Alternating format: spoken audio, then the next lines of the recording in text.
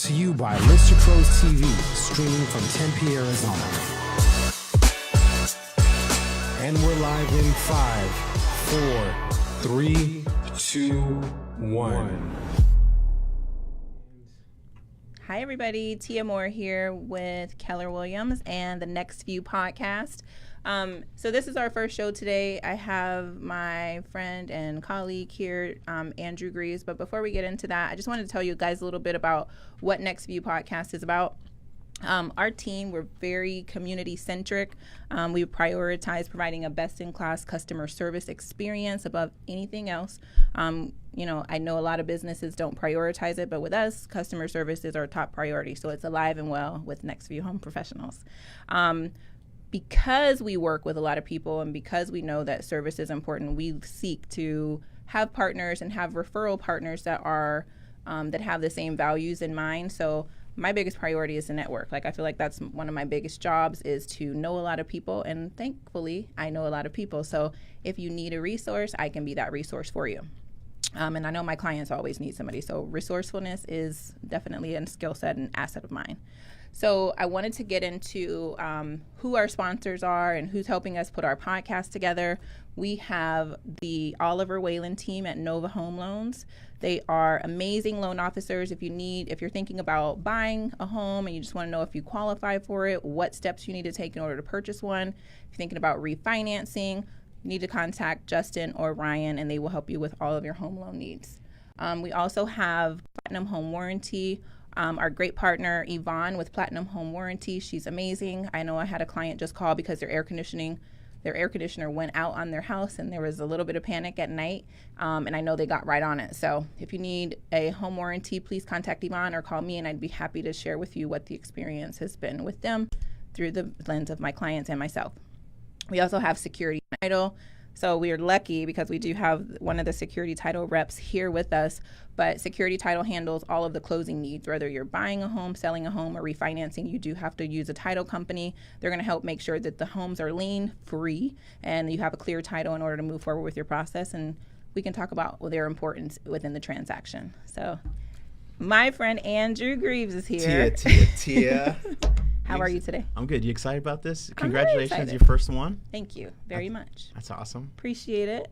So Andrew is with Security Title. We've known each other for about 5 years now, I think, or close to it. Yeah. So I just want to tell us a little bit about you, what you do, who you are. Yeah. What's up with Andrew? So I've been in the title world. It'll be a year, September 11th. I come from the insurance background. That's where you and I met at Keller Williams. New father. Yes. My son will be 7 months in a few days. What's his name? Silas Knight Greaves. I mean, he can get away with just the first and middle name. That was the intention. If he becomes famous, all he needs is Silas Knight. I mean, don't you like that? I like the name. Okay. And he's a cute kid. He looks a lot like his mother, yes. He does look a lot like his mom. But I had to add the Knight because I'm a huge Batman fan. Yep. So You even have the license plates that say that says Nightwing. Yeah. Yep. I have a Batcave in my house. But yeah, so I've been with security for a year, and it's been an amazing experience. I mean, because one thing that I enjoy about Security Title is the ability to meet people. Yeah. I mean, as well as I do in this industry, you're constantly networking, but now if you're networking to actually help someone grow their business, yes, that's a blessing in itself. Yes. And I'm lucky to have a great business partner in Jeremy Ian. Yes, Jeremy. Hi, Jeremy, if you're watching. Yeah, so You better be watching. I think working with him has been a blessing truly, just because he is the best in the industry right now, and when you can learn from the best, it's like when any realtor is going into real estate. Yes, it makes sense to go on a team, learn from someone who's already done it before. Yes. So I learn a lot from him, so it's a great thing. But yeah, other than that, I'm a normal guy. I collect a lot of Batman stuff. I have a lot of Batmobiles in my house. I'm talking maybe like 300. So speaking of what you like to do, so yesterday was your birthday. Yes. I'm not going to talk about your celebration or anything. You know what? It was actually, I'm not big on birthdays, but for some reason Jeremy wanted to we had a CE class at the beginning. Jeremy wanted to have everyone sing happy birthday. And Yes. I don't know if you know how long happy birthday is when someone is singing to you. It's kind of embarrassing. It's very embarrassing. And then, it's actually, a lot of people, even you got me some Joker socks and a card. You like Batman? I know. So Yes. I appreciate it. I know most people don't say this, but I tend to say the first thing that pops in my mind. I can't stop myself, That's even what I though. love about you. So I got you the Joker socks because those were the only Batman socks I could find. I was looking for some different ones, but those were the only ones. But I was like, well, it's Batman related. Yeah, I love them. Well, good. Hopefully I'll see you wear them. So what I was going to say, though, you share a birthday with The King of Pop. Michael Jackson. You know- So yesterday you said that's the reason why you have so many dance moves. I agree. I agree. I don't think that's true. I dance circles around a lot of people, but growing up, Michael Jackson was an idol. Yeah. And my mom used to have this like leather jacket. Mm-hmm. She used to let me wear it all the time, and I used to dance in it. And at the apartments, they'd have Michael Jackson competitions. Mm-hmm. I'd win all those too. That's crazy. I still do. I can see you doing that too. You're lucky we can't even dance in here. No, it's not enough room, but you guys are lucky we're not dancing in here. Well, okay, so you like Michael Jackson. You believe that you can sing and dance very well because you were born. Sing is kind of iffy. Dance, I know. Okay, well, we'll just let you keep that. So tell us about, one of the things that I like about you is that you are very involved with the community and charity and giving back. So tell us about some of the charities that you're involved with. Yeah, so one that I'm very proud of, and I've done a lot of stuff with like Special Olympics, Boys and Girls Club, Big Brother, Big Sister. I recently was on a board. It's called of a charity called ICANN in downtown Chandler. I remember you guys had that tequila tasting. Yeah, that was solid. Yeah, and we do that to raise money because what I love about ICANN is these kids are, they're in a specific area in Chandler. They're at-risk youth, but they're not paying for anything. They don't have to pay to actually go to this nonprofit. And so, that speaks volumes of it. And when people are donating, you're truly donating to the nonprofit to actually facilitate these children to actually go that, might be involved in like drug abuse, substance abuse, that type of stuff. And I love it, and the staff there is amazing. And it's tough when you're in the nonprofit world. You don't make a lot of money, and you kind of have to be really passionate about it. Okay. So everyone there is just truly passionate about helping those kids grow. So can you tell us a little bit? So if a kid belongs to ICANN or they're participating in the program, what does that look like for them signing up? How do they get involved with it? It's an after-school program. So usually ICANN actually has their own buses that they can actually physically go pick kids up at school and drop them off at home. And really, you just have to sign up. If they have availability, they'll let you in. Okay. So Very it's cool. not hard. And I believe it's the ages of like 5 to 13. Okay. And then during the day, they actually have a high school there while the kids are wow. actually at school. Wow. Yeah. So Wow. I didn't know that. yeah. So if people wanted to donate to ICANN, where can they go to do that? If you search ICANN Chandler, they can go online and donate, and then then the spelling is a little different. So can you spell it? Yeah, Sorry. it's ICAN. Oh, it's not two N's? No. Oh. But okay, what's so cool that's is my bad. they do several events around the valley. You went to the tequila tasting. Yes. That was I got awesome. an invite recently for something too. I haven't opened the email because I'm bad at my emails. They're constantly doing stuff. They had the committee that puts on those things is amazing that I used to be a part of. But you know, now that I have a newborn, I try to get home and put him to sleep. So dad duties take precedence. It's fun though. Yeah, very. I mean, I see you posting. What did you post about? You post about the football season, like you had your football helmet on. See, and your kid was looking at you like, yeah, he knows I'm in crazy. the right house? But that's what I plan. I'm a Giants fan, so I plan to wear that helmet until they lose. The last Giants fan on earth. Yeah. Sorry, just kidding. It's a cold world. I don't watch football, so it's not. I don't know anything. I mean, I know a lot of things about football, but I just don't watch it anymore. It's been like 10 years probably since I watched a football game. I don't even watch Super Bowl. Sorry, not sorry. So what else? Tell us more about you. What do you like to do? What are your hobbies other than Batman and football? You know, I have a collecting problem. I collect too much, and it's not like hoarder. That's the name of. if you would see my Batcave, like everything is like even, like it's clean, wiped down, like there's nothing on the floor. I collect a lot of shoes too. You do like. Yeah, I have over 100 pairs of shoes. You like Vans? You like Vans? Jordan? I like a lot of. I have a lot of Jordans, Jordan 1s. That's my go-to. But you know, it's tough with this job because it's not like you can go to work and wear Jordans every day. Right. So a lot of them sit in the boxes for a while before they go on rotation. That's funny. Yeah. So you touched on it a little bit in our introduction, and you talked about working in insurance, Yeah. but it's all sales. Yeah. So what got you into sales, and what led you to where you are today? There's a gentleman by the name of Kevin Kaufman. When I was younger, he approached me about being in real estate. I was about 17, 18, just got out of high school. I moved out of my mom's house, and he approached me about being in real estate. At that time, I wasn't sure. Obviously, when you're on your own, you have bills to pay, and it's like the thought process of going into something that's commission only. Yeah. Kind of scared me, but it actually put me in a position where I knew I wanted to be in sales. So I worked for Polaroid, selling Polaroid film to digital camera stores. I did not know that. Yeah, that was actually my first job, and then after that, IBM asked me to work for their. So were you walking around like? Yes. No, for real? Yeah, I actually did some nonprofit stuff where we actually had a dance where like shake your Polaroid picture. For real? True story. Okay. I'll was find that a around the video. time when Andre 3000 Yeah. came out? Oh, okay. Yeah. That's So funny. Did you come up with that concept? no. Oh, okay. I mean, it I sounds wish like you. It's pretty much me all day. But yeah, so I got into sales that way, and then kind of stuck with it just because I like talking to people. I don't mind being on the phones. A lot of people hate being on the phones, but I kind of approach talking on the phone the way I talk to someone one-on-one. Yeah.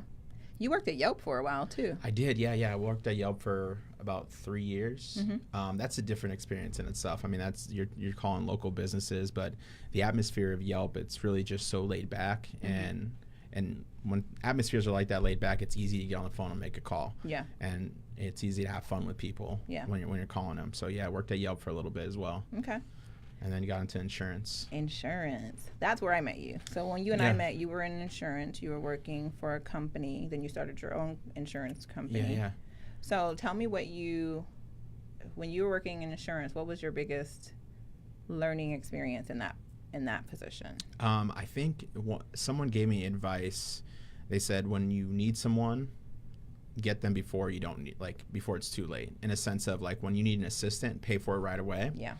I know it's going to cost you money. It's going to cut into your bottom line, but do it right now so you can actually grow your business. And that's one thing I didn't do in time. Okay. So that was a huge learning experience for me. Yeah.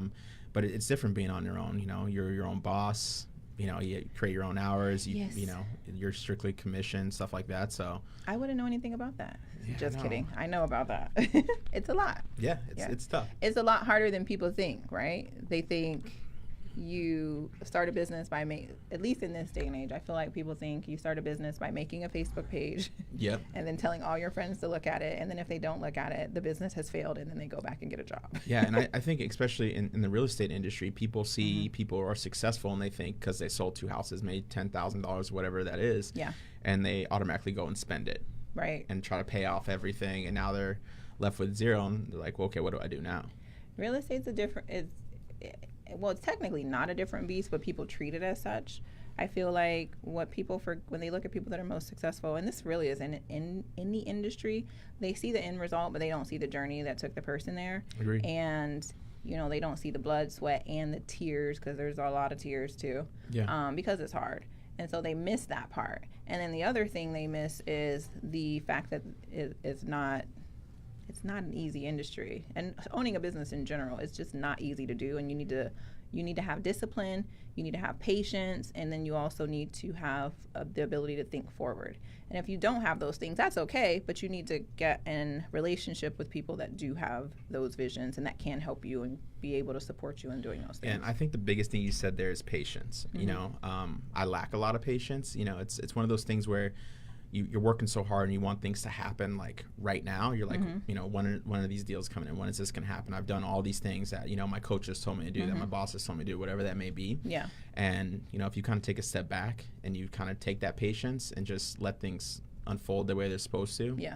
I mean, anything happens at that point. I totally agree with you, because for me, and I had this conversation, I think, with somebody in my office, and I told him, like, one of my strongest assets is patience. And he asked me, is that natural or is it learned? And I said, for sure learned. Like, I've never been a patient person. I'm not necessarily a patient person, but I'm patient with my business. Yeah. I'm patient with my clients, because I understand, for one, when people are buying a house, it's a huge undertaking. Like they have, I mean, it's a lot of money for first of all, but it's also it's probably one of the most stressful things you're going to do with your life. And so I feel like the least I can do to be good to this person is to demonstrate patience. Yeah. And so when it comes to that, I'm able to be really patient about it. But I don't know, maybe not so much in my personal life. Let me ask you, what would you say like was the hardest thing for you starting in real estate? The hardest thing? Yeah, like something that you've learned from. Hardest thing. Ooh, that's a good question. Look at you flipping the script on me. The hardest thing is, I won't say it's hard, but it's definitely an adjustment. I've always been in a position where I've dealt with a lot of people and had a lot of moving parts. Yeah. But you really will deal with some extreme personalities in real estate, whether it's the other agent that you're dealing with, whether it's their client, whether it's their contractors, whether it's your client, your contractors, the people that are around you. So to me, in real estate, that's one of the challenging things, but I can't necessarily say it's been hard for me. So mainly because you're putting me on the spot. Maybe I'll think about it later, and when you come back, or when Jeremy comes, he can ask me the same question because your partner's going to be on in a couple weeks. Yeah. Maybe I'll have a different answer, but I got to think about that. That's fair. It was tough. I'm sorry. Threw that at you last minute. It wasn't tough, but it's something to think about. Yeah. And the cool thing, and see, this is why I like to have friends that make me think. And I was just talking to somebody else about this yesterday. I like to have friends that'll say something, and sometimes it's not a direct question. It'll just be a general statement. But I'll go to sleep and I'll wake up with a new thought process because of something they asked or because a conversation that was had. Sure. And that's one of the reasons I like having you as a friend, because one, you tell me the truth. Sorry, I keep hitting the mic. Because one, you tell me the truth. Even if it's not nice, right? Like, you'll be direct, and I need that in my life. And I think most people need it. They just can't handle it. But you'll tell me the truth, you'll be honest, you'll be direct, and we can move forward. Like, it's not a situation where either of us will take it personal. Yeah, no, I think that's one of the things I like about our friendship. It's like there's always that business aspect, and we're always, there's never a time where you don't just call me and talk about business. There's a lot of times where you'd actually just call, see how I'm doing, see where I'm at and everything like that. Yep. And I think that's one thing I love about you is the fact that you're so direct. I mean, anyone who knows you, it's like there's no filter. There's just whatever comes to mind. That's a little filter. It just comes right out. But the thing is, you don't see that anymore. Mm-hmm. You see a lot of people tell you what you want to hear. Yeah. Sometimes I don't say anything, believe it or not. And that's the worst thing. I mean, I'd be more afraid if you didn't say anything. No, what I mean is, I'll tell my friends. But what I'm saying is, sometimes some people can't handle things, and those are not my friends. Like, if you're not my friend, you're not on my team, you're just not part of my circle. If you're a person that can't handle authentic feedback or authentic communication, then that's not really somebody that I want in my circle. But and those, I recognize those, and I know when not to say something. Yeah. But because I know who I am, and because I know I'm going to be direct, I have to have those people in my circle. So, like, even when I bring people on, like I told Brandon, I think when I hired him, I was like, okay, so this is how I am, just so you know, and you're not surprised, and it's nothing personal, but this is how I communicate. Yeah. So. I think that's the biggest thing. As I get older, I realize, like, when you're younger, you have so many friends. You call everyone your friend. You're friends with so many people on Facebook. But as you get older, that circle kind of closes in terms of who you surround yourself with. And like you said, you always want someone who always going to make you think, or who are going to make you question certain things. Yes. And I think that's huge. I mean, because that's the only way you grow, especially in this industry, is like you need to surround yourself with people who are going to challenge you. For sure. And it's funny because in real estate, you deal with a lot of couples. So sometimes one couple is on this page and another couple is on this page, and they want somebody on their side to be the deciding vote, and they'll ask a direct question. They'll say, Tia, what do you think about so and so and so? And I'll give my honest answer, and they'll say, that's not the answer I wanted. And I'm like, but that's the answer you needed, right? So I may not give you the answer you want, but I'm always going to give you the answer you need. Don't ask questions you don't want to know the answer to. Yeah. So, but, I'm hard-headed. I always ask all the questions. Okay, so one of the things, too, you're huge on social media. Somewhat. You like social media. Yeah. You like positivity. I do. You like good energy, and you really like Gary Vee. Love Gary Vee. And so one of the things I know, like on your Instagram, you don't do it as much anymore. You used to do on Snapchat and Instagram. Yeah, I got away from Snapchat. I'm not a big fan of Snapchat anymore. Because you can do the same stuff with Instagram. Yeah. And I still like Snapchat. I do. There's just so many different platforms now. There's a lot. But I've tried to just stick onto Instagram. Yeah. Well, one of the things you always like to do, like, okay, Monday motivation or Friday motivation, and you do your videos while you're driving in the Nightwing. You know, I actually get so much slack from that. Like, people, really? Like, I kid you not, I get messages all the time because, you know, obviously you're Instagramming and driving. But wait, you're not holding your phone, are you? No, I have a magnet on my car. Right. So, but it's like sometimes I look at the camera and drive, but at the same time I'm driving at 4 o'clock in the morning. No one's on the road, so. Okay, so let's maybe not talk about that because I don't want you to No, accidentally hit somebody and they're like, were you Instagramming? I saw that video you did. Mr. Insurance. Wow. I'm very careful. I believe you. I'm not a fan of texting and driving. Like, that's like my one pet peeve. People text me all the time. So I'm probably very old school in this regard. But I like, if you have some things to ask me, just call me. At least if it's more than one thing. Like, if it's a question that's going to lead to another question, it's going to lead to another question, please call me and let's get that handled in 5 minutes, not a series of text messages that span over 12 hours. Because one, I can't respond right away. You can't respond right away. And I don't feel like having this all the way into the evening. I just can't handle it. But anyway, I digress. But I don't like texting and driving. Video and driving, I think you can do as long as you do the video and then you stop the video when you're at like a red light or something. Yeah, that's typically what I do. Like, if I write anything, I just post it on Instagram. But yeah, I usually do positive stuff in the morning. That's just because how my mind works. It's one of those things when you put it, whatever you put out is what you're gonna get. Yeah. And I'm a constant believer in terms of like stay positive. Like there's a lot of things that happen, but at the same time we're alive and we're breathing. Well, I need you to do those again because I like them. They're good. Tell us about, what's your favorite quote? Like, do you have a favorite quote that you look at and you just feel so inspired and you want to tackle the day? Gandhi, a man is but the product of his thoughts. What he thinks he becomes. So that's one I love a lot. And then I think. Does that get you revved up in the morning? Does that make you be like? I don't know. I don't know if it like. I'm not one to. You know who Eric Thomas is? Yeah. So I used to listen to a lot of Eric Thomas videos going into the gym while I was at the gym. Like that was something just because. His voice and the way he attacks things is it just comes off as very powerful and motivating. Yeah. So I used to listen to that a lot in the morning. But there's not much that I read or in terms of in the morning like a positive quote. 'Cause there's a lot of people who have that morning ritual where they get coffee, they read something positive and get their day started.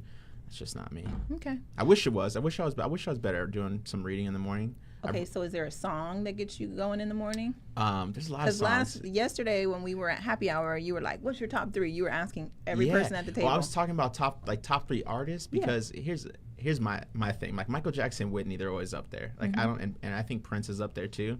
But then people started mentioning. My cousin Shelly will love that. She's like a Prince fanatic. But people started mentioning like country and stuff. I'm like, what are we talking about here? No one likes country. Some obviously I people get it, like but country. Top 3 artists in the world. And we're going to put country up there? Well, that's pretty much what you said last night. You were telling him, you were like, no, can't be your top 3. I know. It's a problem I have sometimes. I get very passionate about music. Okay. Well, that's fair. So what song is it that you listen to in the morning? Well, do you listen to music in the morning? I do, yeah. I don't. Right now, there's this song. It's called Vote by Miguel. If you haven't listened to that, I mean, I played it for you last night, but You did? Yeah. I just, sometimes I tune people out. That's like, not. Sorry. It's a cold world, see? I'm very good at that. At least you're honest. That's why I'm not a good babysitter. Hey, guys, don't ask me to babysit your kids because I will fall asleep on them and won't wake up. Don't you have nieces and nephews? Yes. And do you fall asleep on them when you're watching them? At one time, I did. One time, I babysat. Please don't judge me. I was very young at this time. My nephew this was years ago. So my nephew, Christopher, is 13 now. So he was a baby when this happened. But I went home to Ohio and I visited because I wanted to see my new nephew, and they left him with me, and I fell asleep with him on my chest, and apparently they got back, and I was knocked out, and he was screaming, and I didn't hear him.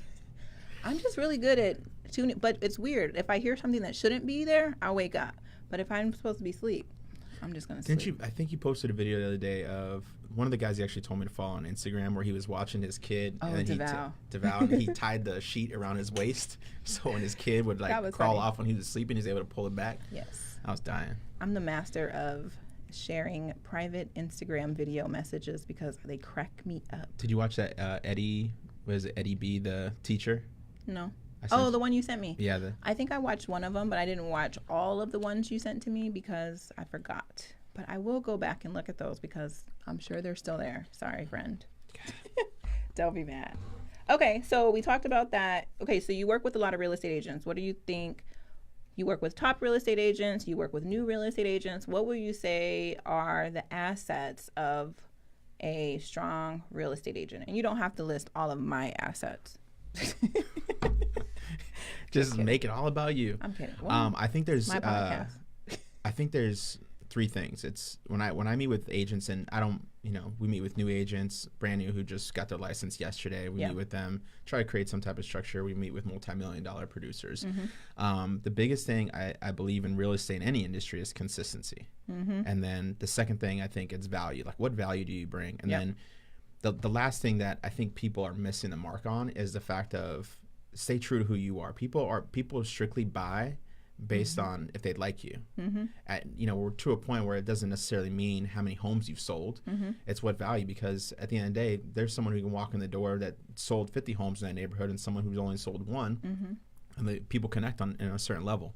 And I think, when I deal with from a marketing standpoint, that's what I always tell people to do. It's like, I want to get to know you. I want to get to know what you're passionate about, because if we can tailor marketing towards that, it's going to be a lot better. And you're going to love what you do. You're going to love the content that you put out there. I believe you.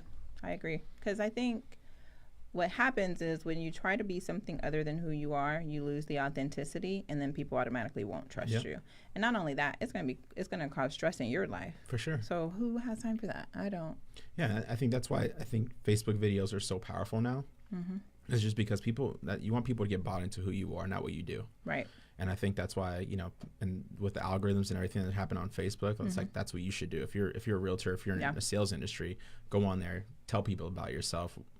And see, if I made Facebook videos all day, it would be about my OCD, because I have a problem when people don't wash their hands and when they leave the restroom. Oh, let's not. I have problems with people touching their hair when they're cooking. Let's stop there. There's a lot of times that we've experienced where we've seen people walk out of the bathroom. Here's an honest question. And I was actually having this conversation with Jeremy the other day, because I was actually getting coffee, and this girl had a booger in her nose when I was getting coffee, and I kid you not, when she took my order and then she went to pour the coffee, she was over the coffee like this, and in my head I was like, I gotta make sure that booger's still there. So I'm sitting under the table like that, trying to make sure it's there, because if it wasn't, I probably wouldn't drink that coffee. No. But let me ask you, would throw it away. If you saw someone go to the bathroom and not wash your hands, do you stop them and tell them? No. Why? If it's my friend, I would be like, really, girl, you just going to fix your hair but not wash your hands? Come on now.